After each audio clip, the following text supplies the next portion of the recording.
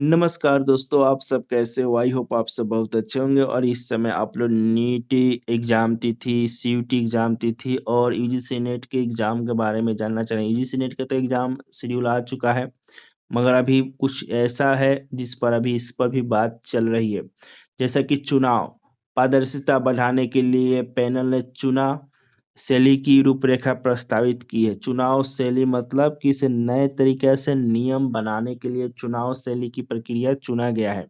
अब दोस्तों नीट का जो एग्ज़ाम सबसे महत्वपूर्ण एग्ज़ाम होने वाली है जिसमें बदलाव काफ़ी ज़्यादा हो रहा है, उस पर हम लोग यहाँ पर बात करेंगे। देखिए दोस्तों नीट में इस बार सिलेबस में कोई बदलाव नहीं होगा, बाकी सब चीज़ में बदलाव की जा रही है। इसीलिए अभी तक एग्ज़ाम तिथि की घोषणा आधिकारिक रूप से घोषणा नहीं की गई है। ऑनलाइन होगा, ऑफलाइन होगा, किस तरह से होगा, हर स्टेट की क्वेश्चन अलग होगा कि एक एक साथ ही होगा? क्योंकि इस पर भी काफ़ी ज़्यादा चर्चा चल रहा है कि बिहार का क्वेश्चन अलग होगा, यूपी का क्वेश्चन अलग होगा, दिल्ली का क्वेश्चन अलग होगा।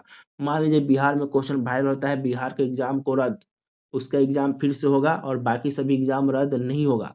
इस पर भी चर्चा चल रही है। ये बहुत अच्छा हो सकता है, जिससे नेशनल टेस्टिंग एजेंसी की काफ़ी बड़ी पैसा बच सकता है। मान लीजिए बिहार में पिछले साल काफ़ी ज़्यादा क्वेश्चन वायरल हुआ और सभी एग्ज़ाम रद्द हो जाता तो करोड़ों अरबों रुपए की लॉस होता नेशनल टेस्टिंग एजेंसी का, मगर एग्ज़ाम को रद्द नहीं किया गया। अगर हर स्टेट की क्वेश्चन अलग होता है तो बिहार के क्वेश्चन को रद्द कर दिया जाता चाहे जितना भी खर्च आता। इस तरह से एग्ज़ाम हो जाए तो ऑफलाइन में भी ये संभव है। 28 राज्य है, 29 राज्य है, जो भी राज्य है, केंद्र शासित प्रदेश है, सभी के अलग-अलग क्वेश्चन पेपर तैयार कर लो, ऑनलाइन की झमेला खत्म हो जाएगा। जहाँ पर पेपर वायरल होगा वहाँ के पेपर रद्द, सीधा सवाल रद्द। और यहाँ पर सभी बहुत अच्छे तरीक़े से हो सकता है। बहुत तरीक़े से रूपरेखा तैयार की जा रही है, इसीलिए अभी तक नीट की एग्ज़ाम तिथि घोषणा नहीं की गई।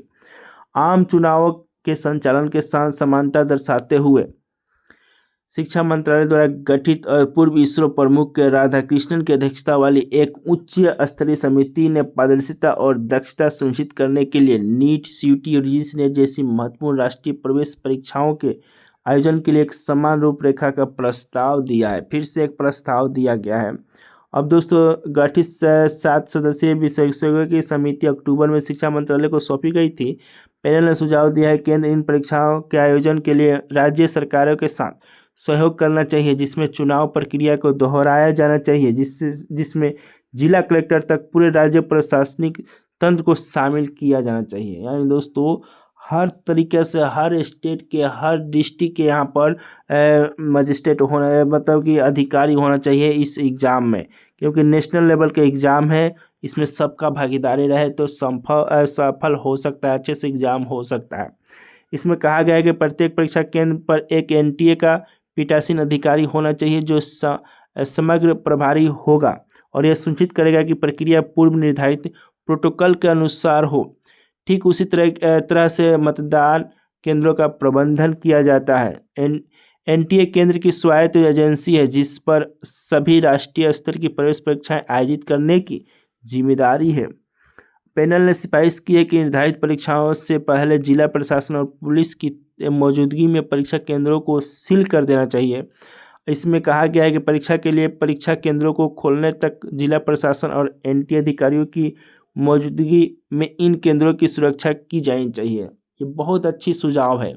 अगर किसी केंद्र पर कहीं पर क्वेश्चन वायरल होता है तो सीधे जिला अधिकारी पर सलाह मतलब कि जो भी है उस पर फोड़ दो भांडा कि आप अपने ज़िले को कैसे मैनेज कर रहे हैं कि आपके रहते हुए आपके सामने एग्ज़ाम हो रहा है फिर भी क्वेश्चन वायरल हो जा रहा है, सारा ब्लेम उस पर लगा दो। ये बहुत अच्छी सिफारिश की गई है, ऐसा सिफारिश होनी चाहिए तब जाकर इस घनी आबादी में इतनी ज़्यादा पॉपुलेशन में एग्ज़ाम सफल हो पाएगा, क्योंकि यहाँ पर हर तरह के लोग हैं, अच्छे से अच्छे और ख़राब से ख़राब लोग हैं। इसीलिए कितना भी नियम बना लो, नियम तोड़ने वाले की कमी नहीं है। इसलिए बहुत तरीक़े से यहाँ पर अच्छे तरीक़ा से कानून सख्त रूप में करना चाहिए तब जाकर एग्ज़ाम संभव है, अच्छे तरीक़े से हो पाएगा। क्योंकि हज़ारों एग्ज़ाम हर साल होता है, बहुत सारे एग्ज़ाम यहाँ पर रद्द करना पड़ता है, अगले साल के लिए जाना पड़ता है। 2 बार 3 बार 4-4 बार एग्ज़ाम होता है। ऐसा इसलिए होता है कि कानून व्यवस्था में थोड़ी कमी है। आगे दोस्तों सरकार की ये सब जिम्मेदारी है, इस पर आगे हम लोग बात करते रहेंगे। आप सब बस अपने पढ़ाई पर ध्यान दीजिए। थैंक यू दोस्तों।